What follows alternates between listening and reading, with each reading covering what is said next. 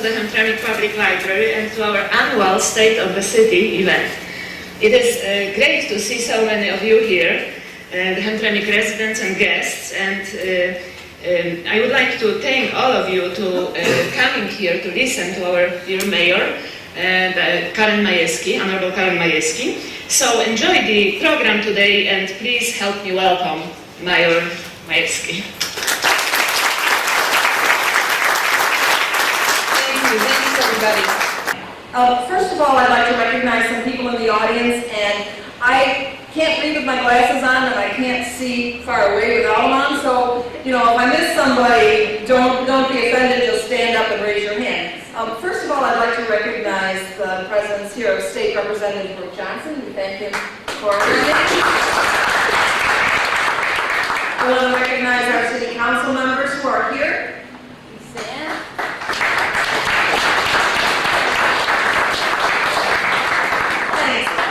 And since there's so much representation of so many community activists in the audience, I'm not going to name everybody, but I would appreciate if all the city employees stood up. Everybody gets a paycheck for the city of Hamtramck. Stand up. We also have members of many of our commissions and boards. If we have our school superintendent, Tom Nichai, if you would please stand. And members of our school board.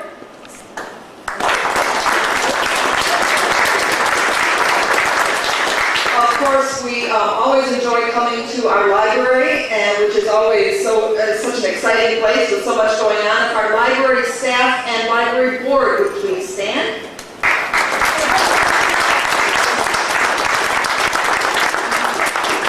I believe we have some representation from our Human Relations Commission. Please stand and be recognized. You know who to talk to. The Housing Commission is also represented here. If the Housing Commissioners could please stand, as well as the Executive Director of the Housing Commission, Hamtramck. We have Plan Commission representation. You're already standing, so if you wave.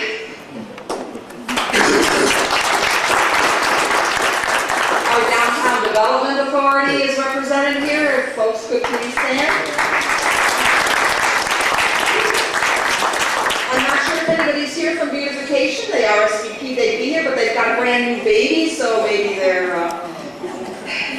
got something else they need to be doing right now. ZBA, anybody here from the ZBA? How about, I know people are here from the Historical Commission, if you please stand. Our Recycling Commission, we have representatives waving and standing, thank you. And our newest commission. And anyone here from the Economic Development Corporation and Brownfield Redevelopment Authority, thank you. I also welcome the press here today. I know we have several reporters. We also have, for the first time, I think, representation from Telewizja Detroit.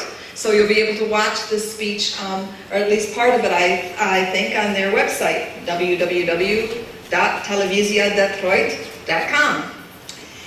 And now I would invite someone that we all know and all revere to give a short prayer as we begin today, and that's Mrs. Yvonne Myrick.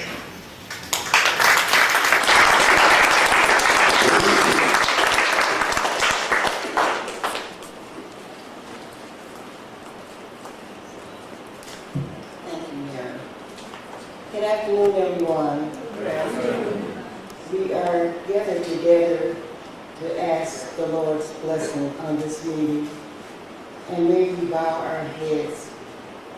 Dear gracious, kind Heavenly Father, we are gathered together today to ask your blessing on this meeting. We ask you to open the hearts and minds of everyone that is here. And whatever is said, let them receive it and believe it and work on it to make this city the city that you would have it to be. So, Father, bless the Lord, because this is her day to tell us what is happening and going to be happening in the city of Hamtramck. So, I leave it to you, Lord, to bless us all, and please keep us in the hollow of your mighty hand. Amen.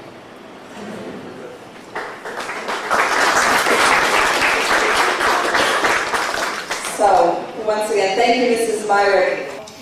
I welcome everyone, and I thank you for attending the 2009 Hamtramck State of the City Address. Your presence here is testimony to your engagement in our community, and we're all the richer for it. Hamtramck has always been the kind of city which inspires people's loyalties and passions. We need both from all of you. There's much work to be done, and each and every one of you has a part to play in the project of creating the kind of city and the kind of world that we all want this to be. A place that allows us all a fulfilling and full life, that recognizes and encourages our talents, and that rewards our accomplishments, and that protects our rights. I don't have to tell you that we're living on a roller coaster.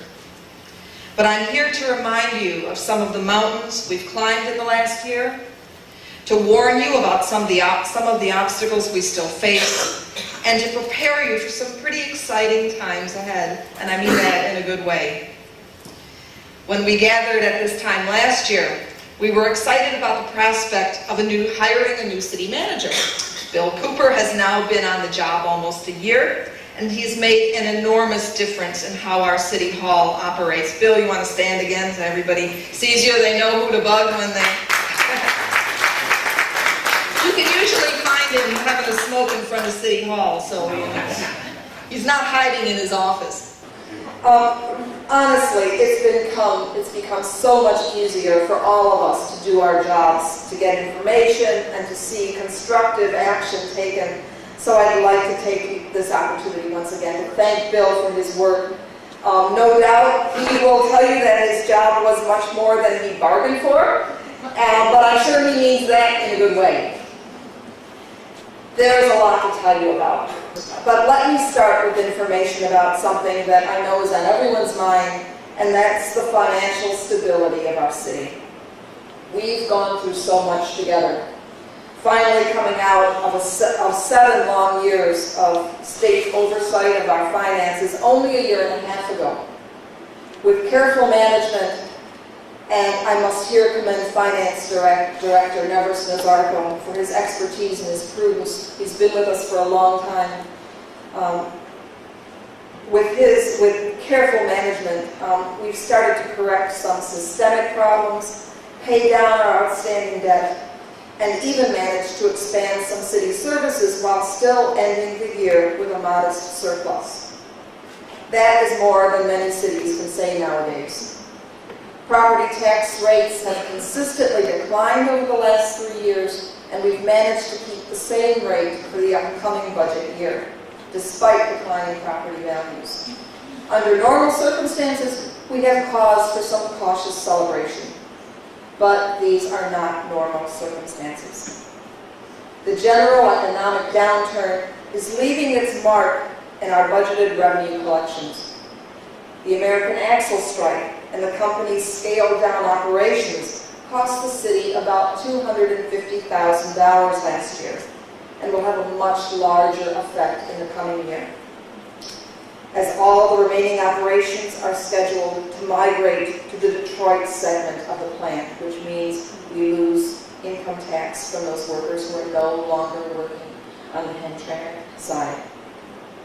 We've been assured by company officials that equipment will not be removed from the Hamtramck facilities, which would have an even larger effect on our budget, which would also reduce or remove our revenue from personal property tax collections. But as we all know, there are no assurances in this economy, and the prospect of further loss of income from what has been until now our second largest source of general fund revenue is truly frightening.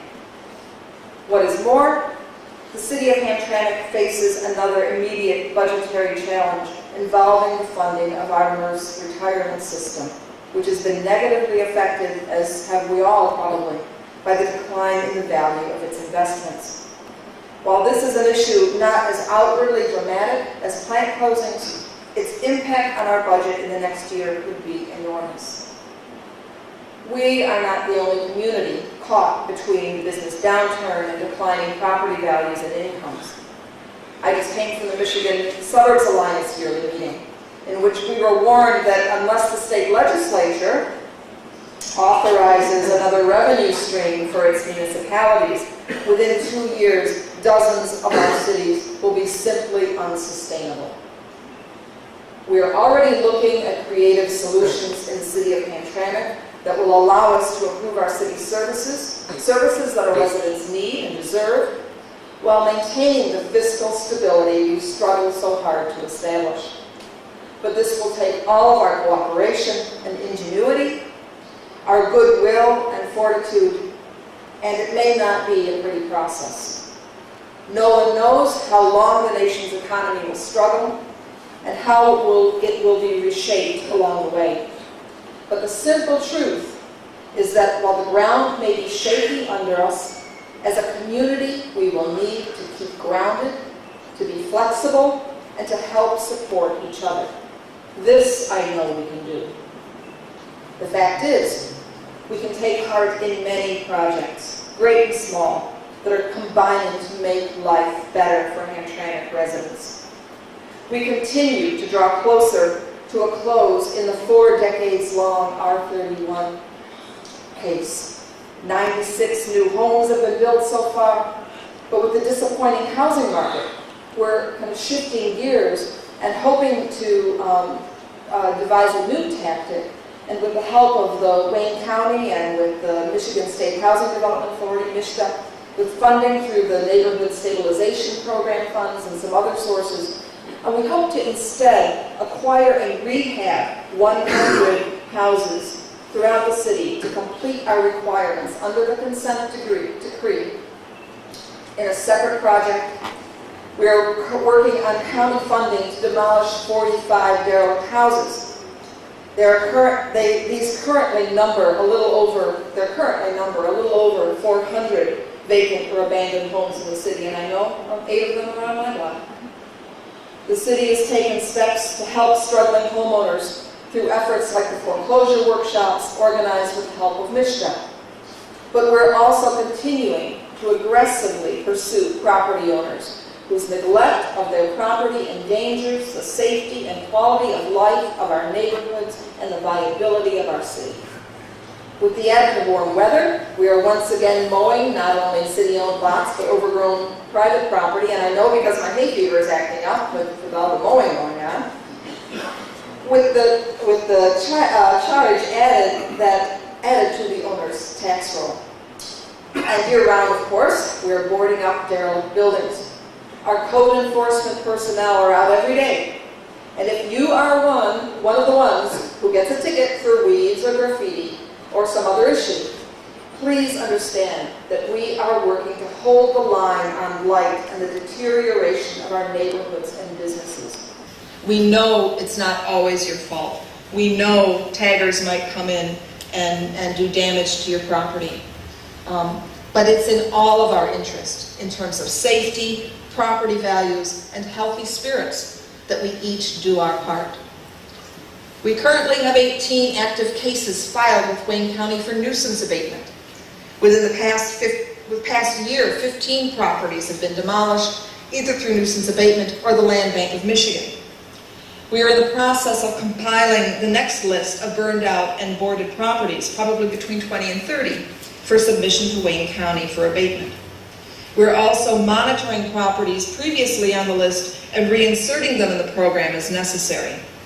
As I said, on my block alone, we have at least 8 vacant homes in states ranging from well-maintained to disgraceful. It's a lot to get a handle on, but it's the duty of government, property owners, and neighbors working together to solve these difficult problems. On a related note, while our sign replacement program, now 2 years old, I never thought I'd have to say that, ended up running into unanticipated delays. It's back on track with a new company, so that all new street signs are projected to be installed by the end of this month.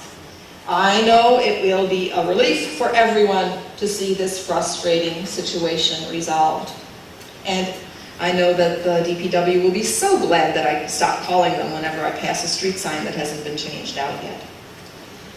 We've been working closely with MDOT on several road projects. Last year, we were happy to see repairs completed to our bridges over I-75, especially the Kniff Avenue Bridge. Over the coming year, the next stage of improvements, including the installation of new fencing, decorative fencing, and landscaping, will help provide a welcoming gateway to our city. A $580,000 congestion mitigation and air quality grant through MDOT will also allow us to improve and update traffic signals on Kniff from Lumpkin to Buffalo. And speaking of our streets, basic chip and seal surface and pothole repair will continue. I was so glad to see potholes repaired on my street. Do I dare say that this week? I don't think I was the first one on the list. And street sweeping, which started in 2008, will continue in 2009 with the addition of a second sweeping of residential streets. It may not sound like much, but we know that in all of our memories, we carry the memory of days when those kinds of basic services could not be provided in the city of Hamtramck. So modestly, step by step and year by year, we're adding to incrementally to what we can do to provide the basic services we should all expect. But I also expect that there are a lot of other cities, and we're going to be hearing more and more about a lot of other cities who are running into the same kinds of problems providing those basic services. Cities we would be surprised to see on those lists. Hamtramck streets will also become safer for our students this fall with the laying of new sidewalks, mounting of speed monitors and signage, and the implementation of safety programs made possible by a $947,000 grant through the Safe Routes to Schools program. Special thanks need to go to Councilman Scott Klein for spearheading the grant process, to Aswan Al-Makhtari and Access for gathering the data and putting the grant together, and to Superintendent Tom Nichai and all of our participating schools. We know this construction will cause some inconvenience. We know it comes at a bad time of year when the students are trying to do their best on the MEP tests. And we thank you for your commitment to making this work for the good of all our students. Our police department is also working directly with the Hamtramck Public School District to head off the long-time problem of after-school tensions. In terms of public safety, we should be very proud of the quick response record of both our police and fire departments. Under newly appointed Fire Chief Steve Karuk, we are working to support our fire department with new equipment, which everyone knows is very expensive.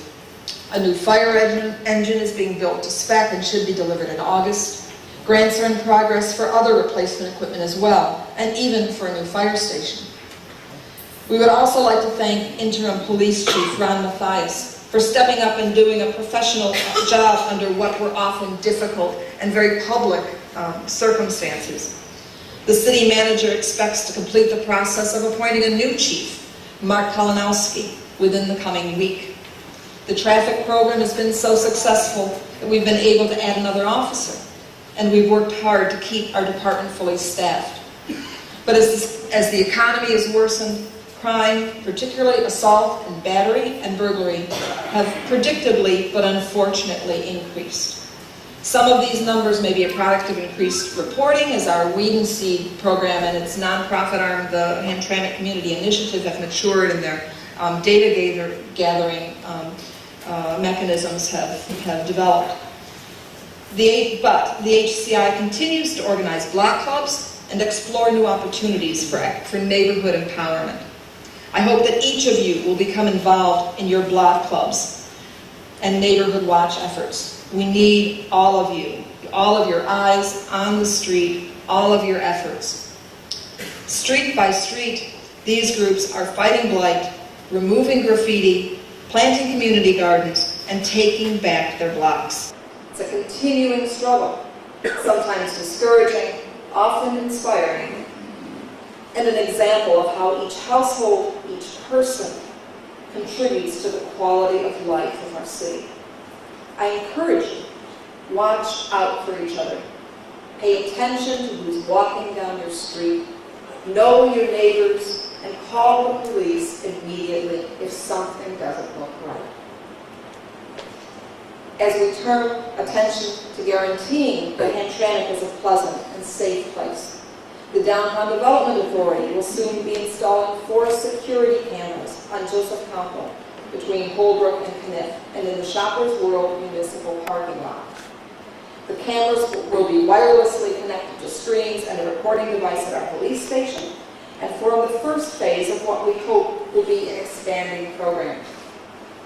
The DDA has been very active under the leadership of our new downtown manager, Darren Rowe, who's been on the job just since January.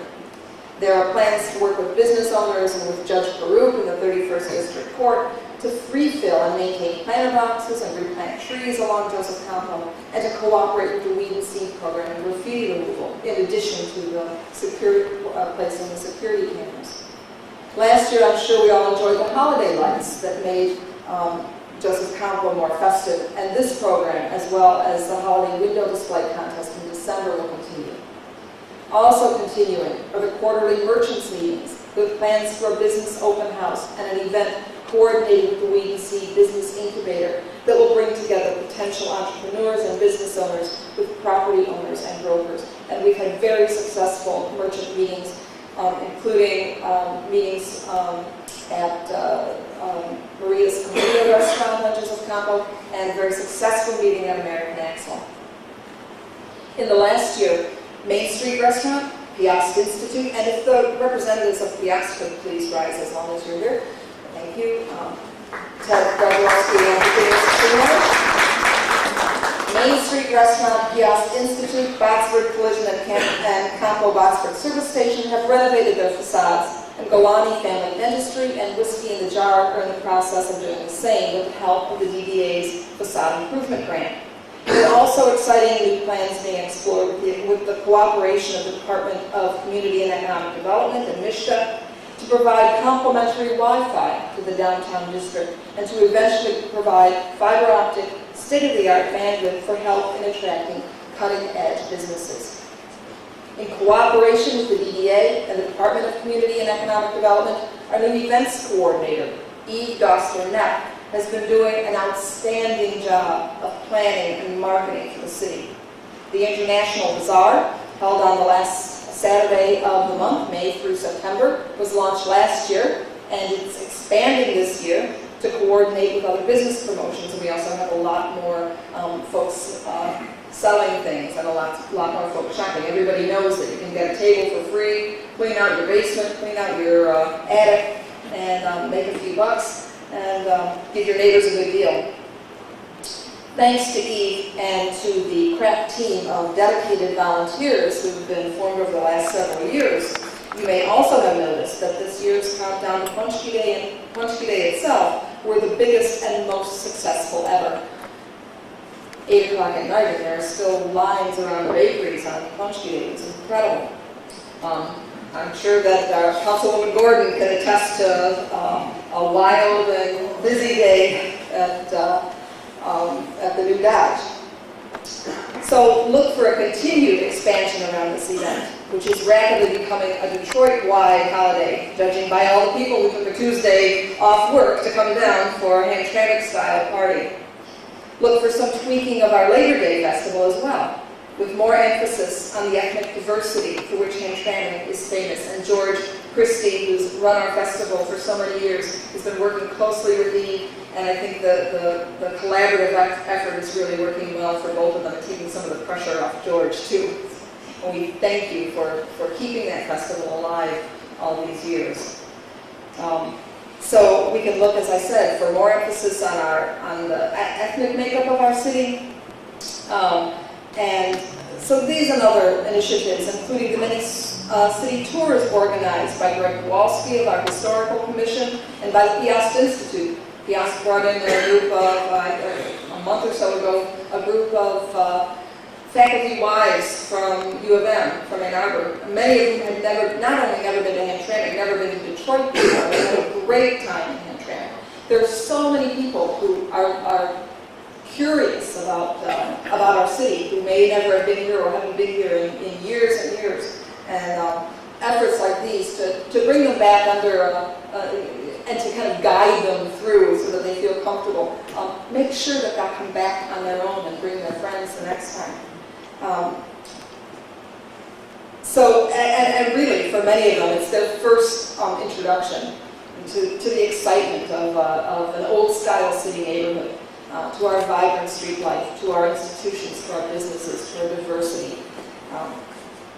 Among the many new faces around City Hall in the past year, and I have almost everyone, is Jason Friedman, who became Director of Community and Economic Development in September. Jason has been working on many fronts, and you know that this is one of our biggest challenges, economic development, including updating our website, creating an inventory of properties and updated marketing materials and incentive packages for developers, and presenting development opportunities at professional conferences and meetings. While we've heard a lot of bad news about restructuring and employee losses at GM and American Axle, our small businesses continue to grow, and this has always been our strength as a city. Independent, family-run businesses.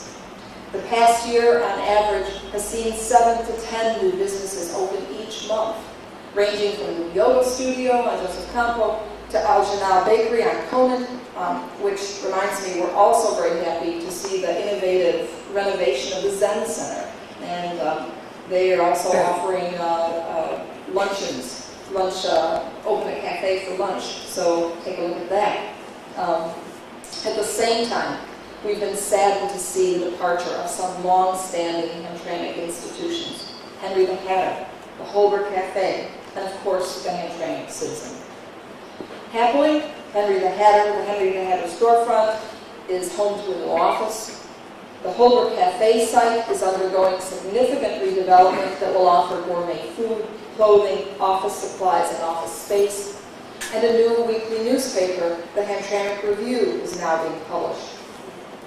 And while the Shoppers World project fell through, as we've learned sometimes happens in the world of business development, we have an opportunity now to work together with the community to encourage development on that site that is good for everyone.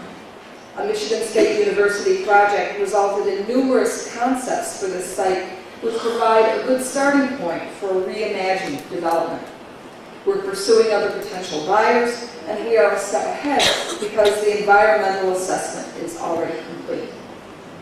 We've been hearing a lot from Washington and from Lansing about green development, and several industrial sites in Hamtramck are under consideration and some under contract by green companies, including Sherwin-Williams city-owned property, which has been an albatross around our neck for so many years, as well as the Nissan site and the BASF site, also a problem property for a long time. We're cautiously optimistic about these and other projects that remain in the pipeline. One project that's coming to fruition right before our eyes, however, is the brand new Department of Human Services building going up on the old Woody Pontiac site. The Woody Pontiac building was demolished, you'll remember, thanks to a grant from MISHDA, and our own Brownfield Redevelopment Authority approved the plan through which the project was awarded brownfield tax credits. This is just one of many examples of the cooperative, intergovernmental relationships the city has cultivated over the last several years, as well as the continuing professionalization of our own operations, which allow us to take advantage of every available tool to tap sources of expertise and funding. The office, the DHS office, which will provide about 200 jobs, is on track to open in November. We're especially hopeful as this facility is spurring additional interest in the north end of Joseph Campo, which has already seen the opening of several new businesses this year and with more in the works. And I might remind everybody that, that plans are continuing for the redevelopment of the long-awaited redevelopment, I'd say, of the Hausner building on Joseph Campo at Belmont, and the opening of Flavor's restaurant. That the Mitchell Street, and that those plans are back in the works and back on track, and that the Mitchell Street Townhouse project is also back on track after some delays and readjustment and a change in developer. But we expect those projects to go through, even though we've kind of lost sight of them for the last 6 months or so. The DHS office, I have to say, is one of many projects facilitated through the assistance of Governor Granholm's Cities of Promise team for Hamtramck, for which we are very grateful. And if I could have our Cities of Promise representatives, whoever may be here, to please stand up. We're so grateful for your work, Joel. Thank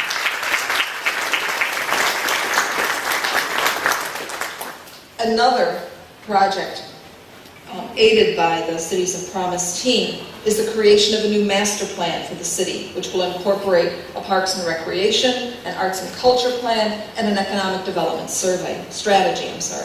This plan will guide the direction of our future development. We're also quite excited about opportunities to plug Hamtramck into developing plans for regional mass transit. The new Transit Master Plan, adopted in January 2009, gives first priority to lines, as we've all heard, along Woodward and Gratiot, but places Hamtramck on an important commuter line linking Detroit to Port Huron by the year 2020. And 2020 might sound like a long ways away, but we know how quickly those years pass and how the groundwork needs to be laid in the meantime to lead up to that, to the fulfillment of that project. This could mean dramatic changes in the development of the south end of town, where a potential station would be located. We are also close to finalizing a contract for the administration of a $400,000 brownfield assessment grant. The funding will be used to educate the public and development community and to identify, complete environmental assessments, and promote the redevelopment of property throughout the city. There are a few other initiatives I'd like to mention. The 2010 census is coming up, and Virginia Skrzyniarz and the Piast Institute, and particularly Virginia, is spearheading our City of Hamtramck Complete Count Committee. You'll soon be hearing much more about this committee, and some of you in this room will be asked to serve as we get the message out that it's vital that the city population be accurately counted for many reasons, not the least of which is because our funding opportunities often depend on our population numbers. It's fundamental to understand that U.S. Census data by law may not be shared with other agencies, and that it is in all of our interests that every person staying in every household, temporarily or permanently, be counted regardless of age, regardless of family relationship, regardless of citizenship status. We know that Hamtramck, like many immigrant communities, has been undercounted in the past, and we need to make sure, in order to get what we deserve as in terms of funding and in terms of support, to make sure that we are accurately represented in the future. I haven't forgotten that I may have lured some of you here on false pretenses. I promised a surprise announcement today, and as so often happens in government, I find that we're not quite at the place where all the I's are dotted and all the T's are crossed. But I can tell you this much, that when Governor Jennifer Granholm's Cities of Promise program was initiated in Hamtramck several years ago, like all targeted cities, we chose a signature project, a single project that would be our showpiece. In those years, the Cities of Promise team has been of invaluable support to us, opening many doors in Lansing, helping us build working relationships across the state of Michigan, facilitating opportunities for assistance, and helping us navigate sometimes convoluted processes. Through the intrepid advocacy of this team, I'm happy to say this much. I'm not even making the announcement yet. We're now in very serious negotiation with DTE to secure the building, its building on Joseph Campo, for our historical museum. As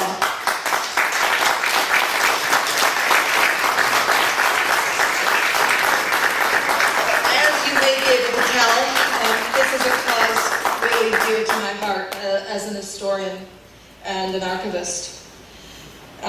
I expect the remaining steps to proceed relatively quickly. We're close to being there, and to be able to come back to you very soon with all the exciting details. I'm thrilled about these developments, and believe me, you're all going to be thrilled too.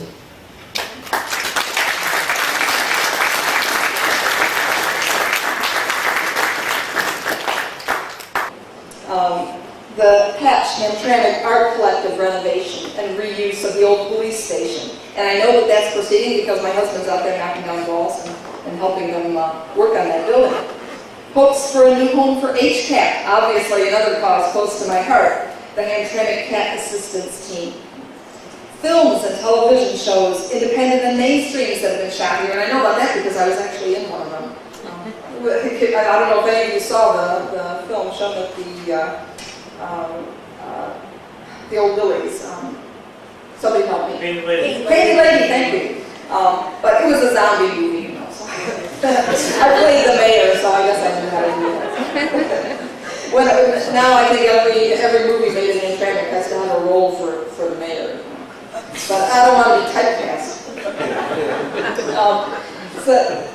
And I also want to mention the unfailing contribution of our many nonprofits, which not only assist our residents, but also partner with the city on so many projects. The commission and committee members who, by their willingness to serve, ensure that the processes of government run smoothly and fairly, and that resources are tapped for the projects that contribute so much to the quality of life and community spirit here. It is this spirit that I'd like to talk about most of all. Because if there's one thing we can say about our little city, it's that it is not just an exit off I-75. It's a community from which its residents derive a special identity. Whether you were born and raised here, whether you came here from across town or another state, whether you arrived here from across a far ocean, this city has a way of becoming your hometown. I've said many times that everywhere I go, I meet people with a connection to Hamtramck, even if they've never lived here themselves. For many of them, it's what immigrants call the old country, the homeland of their ancestors. We share an identity, and it comes from this place. That's why you're here, and that's why I can appeal to you to take ownership of your property, your street, your neighborhood, and your city. I hear myself griping more than I like sometimes, and I think that that's a part of Hamtramck culture as well. So I'm especially glad to have this opportunity to tell you that in the face of the challenges we share with the rest of Michigan and so much of the country, I see things going on every day in Hamtramck that make me proud of our city and give me much hope. Yesterday, I attended the Mayor's Millennial Congress of the Michigan Suburbs Alliance, where elected officials and young people, they count me as an elected official and not a young person. I don't know what happened. Where elected officials and young people from each community discussed how to create a culture of opportunity in their cities. What I have seen in Hamtramck, especially in the last year, suggests to me that our residents, especially our younger generation, are not waiting for permission, but seizing their own opportunities to make things happen. They're looking at the gaps in our community, those challenges that still need addressing but are difficult for municipalities to tackle because of budgetary or personnel or bureaucratic constraints, lack of will, or failure of imagination. And they're finding creative ways to solve them. While the city can point to its big projects, so much of the work of sustainable community building that I see blossoming all around me is coming from the ground up, from people who realize that they have a stake in the well-being of our community and that they and their neighbors have the power to make real, visible change. Whether it's the enthusiastic young folks at Real Church, setting up games in the parks and the parking lots and handing out hot dogs to the neighborhood kids, whether it's folks like Mitch Cope and Gina Reichert saving houses and saving neighborhoods and inspiring others to come here and do the same. And one of those people who did come here under their inspiration and is doing the same is someone I'd like you all to meet. That's Ian Pachota, who has started a project called Habitat for Hamtramck. He's buying and renovating derelict homes right over the Hamtramck border. And we know that this has been a continual problem for us, is that we can take care of our own city. We often struggle to, but we know how to do that. But we're often hurt by the fact that right over our border, we don't have control over the derelict properties and conditions. And Ian is really, even though right now, he's looking for a house in Hamtramck, by the way, so I'm sure some of you can point to some derelict property on your block that you'd like him to buy. But what Ian's doing, and maybe especially because it's right over the border, is really so vital to the city of Hamtramck, because as the city of Detroit goes and as those neighborhoods that surround us goes, so goes our own city. So again, take a look at Ian's website. I want to thank him for being here, for bringing his parents. He and his, the story is so amazing. And I hope we'll have a forum sometime for him to tell it, because I don't want to steal his thunder. But he and his twin brother are here now, living in a house on Monard Street, and working on that part of what I think is a larger Detroit area and Hamtramck area project. So we thank you, Ian. We need you. We love you. Make sure that you get a chance to meet him. And whether it's a resident like Angel Prophet, putting together last year a monthly recycling opportunity on her own, that's now grown into a full-fledged city commission with a soon-to-be-adopted, we hope, city recycling plan. Whether it's a block club creating a community garden, we see one right next door to us, right here across the parking lot. Look around. These projects and so many more are sprouting up down your block and around your corner. They're reshaping our neighborhoods, and they should inspire us all to reimagine the role we can play in our community. They are visible testimony that we are not passive victims of economic or political or social forces over which we have no control, but agents charged with creating the kind of city in which we want to live. A hometown that provides an outlet for the development of our talents and the fulfillment of our potential, and that protects the rights of each and every one of us. Last year, I gave you some suggestions for connecting to and helping create community here in Hamtramck. They hold just as true this year, and I don't know that I can improve upon them. So I'd like to remind you of some of the small things we can do every day. They're not too troublesome, and some of them are even fun. Plant some flowers, or better yet, plant a tree. Our streets will look a lot more beautiful, and your house will stay cooler in the summer. Grow some tomatoes, maybe in a community garden, and share them with your neighbor. Sweep the street in front of your house once a week. Once a week, check out a local store or restaurant that you've never been to before, and buy something there, however small. Spend your money locally wherever possible. Leave your car at home and walk up to Campo. Check a book out at the Hamtramck Public Library. Sit on your front porch 1 hour a week and say hello to everyone who walks by, and a lot of people are walking around this city. Learn to say hello in the language of your next door neighbor. Join your local block club. go to a community event like Taste of Hamtramck, or a school band concert, or a Hatch art opening. Attend the city council meeting, and by all means vote. It's the work of the imagination, of the intellect, of the heart, and certainly of the hands that's creating a better world. It's hard work, sometimes daunting, but it's satisfying and meaningful work. And if you look around, you'll see that there are a lot of people just looking for a way to help. Offer them that chance. This is the saving grace of our city. And rather than diminishing in hard times, we can see it proliferating around us. There's been a lot of talk lately about how here in Michigan, we know how to build things. Nowhere has that been more true than in Hamtramck, created out of the opportunities offered just down the street at Dodge, Maine.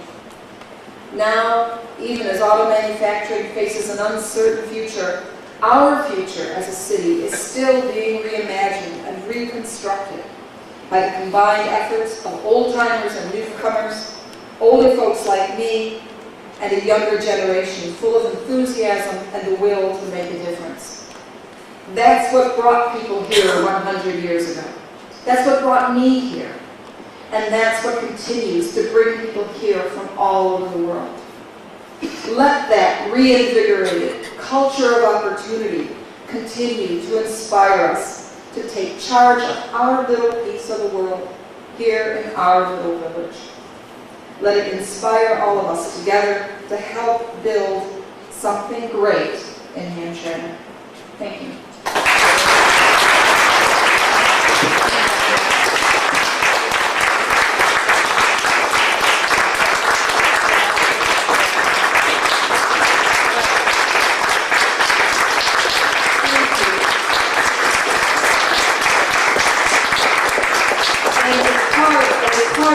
Community building, I hope you'll all hang out, have something to eat, and talk to your neighbor.